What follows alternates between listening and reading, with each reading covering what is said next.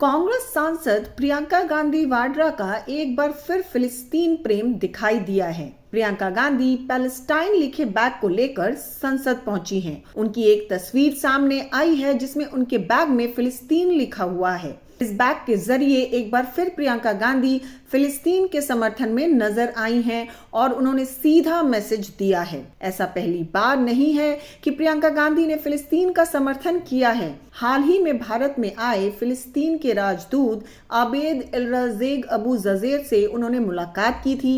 फिलिस्तीनी राजदूत ने प्रियंका गांधी को वायनाड लोकसभा चुनाव में जीत की बधाई दी थी। इस मुलाकात में प्रियंका गांधी ने फिलिस्तीन के साथ अपना समर्थन साफ तौर पर झलकाया था। उन्होंने आजादी हासिल करने के लिए फिलिस्तीनी लोगों के संघर्ष के लिए अपने समर्थन की बात कही। उन्होंने कहा कि वह बचपन से ही फिलिस्तीनी हितों के लिए जी रही हैं और इसके न्याय में यकीन रखती हैं।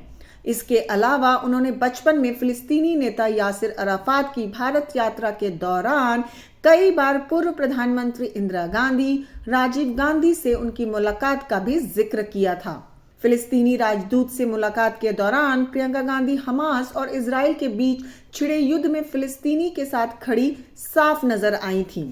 उन्होंने मीटिंग के दौरान गाजा में चल रही इजरायली सेना की कार्रवाइयों की निंदा की और क्षेत्र में हो रहे विनाश और तबाही के लिए दुख जताया। कांग्रेस सांसद ने कहा, मैं हर उस मां के प्रति संवेदना व्यक्त करती हूं जिसने जंग में अपना बच्चा खोया है। साथ ही उन्होंने गाजा में संकट को संबोधित करने में अंतर्राष्ट्रीय ग्रुप की चुप्पी की भी आलोचना की। प्रियंका गांधी ने जुलाई में गाजा में इजराइल के एक्शन को बर्बर बताया था।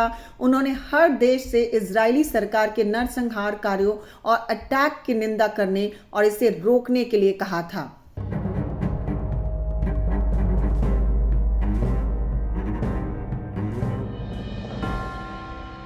इस साल अक्टूबर में हमास और इजराइल के बीच शुरू हुई जंग को एक साल पूरे होने पर भी प्रियंका गांधी ने इजराइल पर निशाना साधा था। गाजा में बढ़ती मौतों के बीच प्रियंका ने इजराइल पर हमला बोला था और गाजा पर हर अंतर्राष्ट्रीय कानून का उल्लंघन करने का आरोप लगाया था। हमास और इजराइल के बीच 7 अक्टूबर 2023 से युद्ध चल रहा है। हमास ने इजराइल पर अटैक किया था। इसी के बाद इजराइल ने लगातार गाजा पर विध्वंसक हमले किए हैं।